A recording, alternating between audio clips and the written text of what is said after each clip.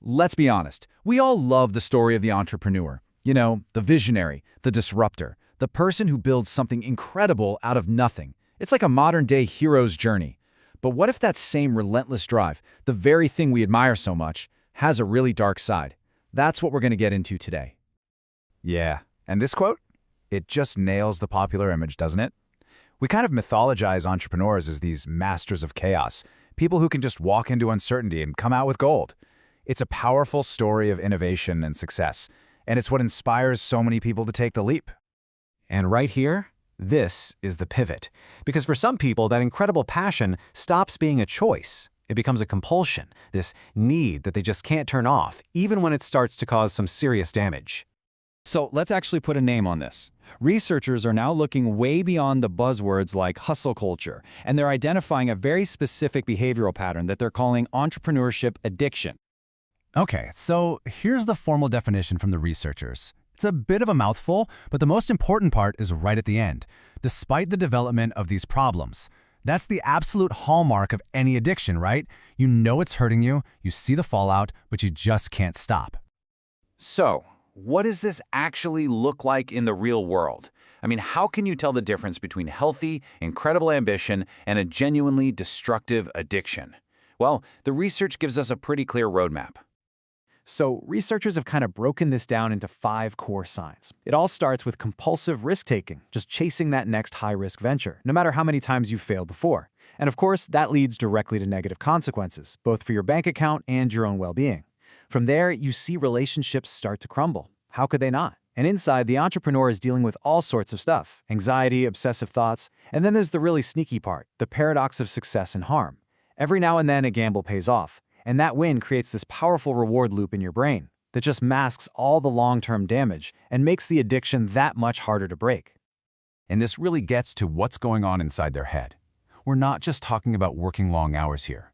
It's about having obsessive thoughts about the business that you literally can't shut off. It's feeling anxious or empty or even guilty when you're not working.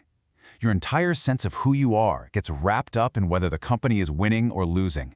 And everything else, friends, hobbies, health, it all just gets pushed to the side. Now, this is a really crucial point. This is not the same thing as just being a workaholic. A workaholic, usually works inside a big company. An entrepreneur is the company. Their personal money, their identity, their entire future is on the line 24/7. The level of personal risk is just on a completely different planet, and that makes the psychological stakes so much more intense, a lot like a gambling addiction, actually. So that brings us to the fallout from all this. We're about to look at the deep, often invisible human costs that get completely lost in all the shiny success stories we hear about. And the research here is, well, it's pretty sobering.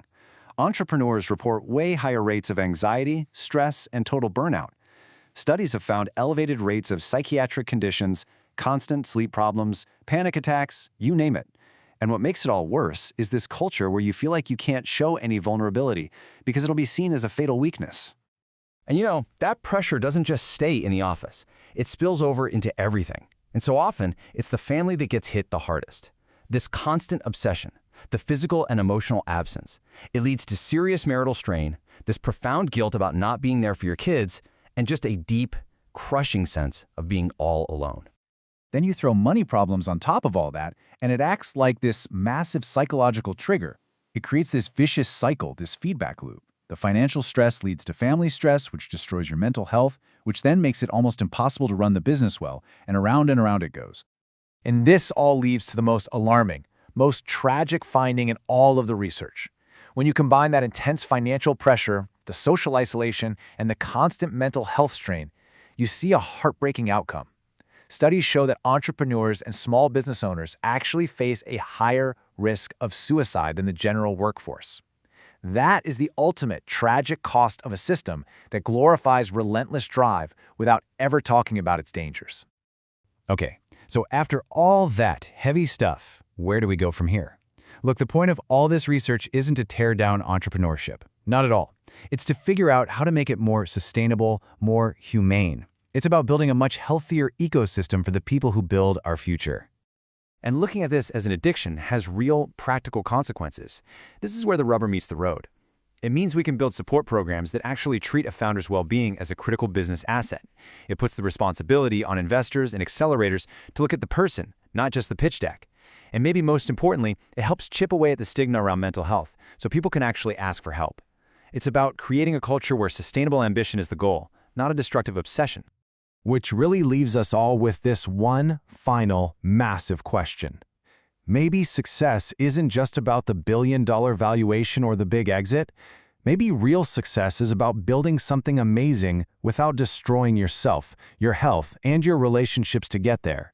It's a question I think the entire startup world really needs to start asking itself.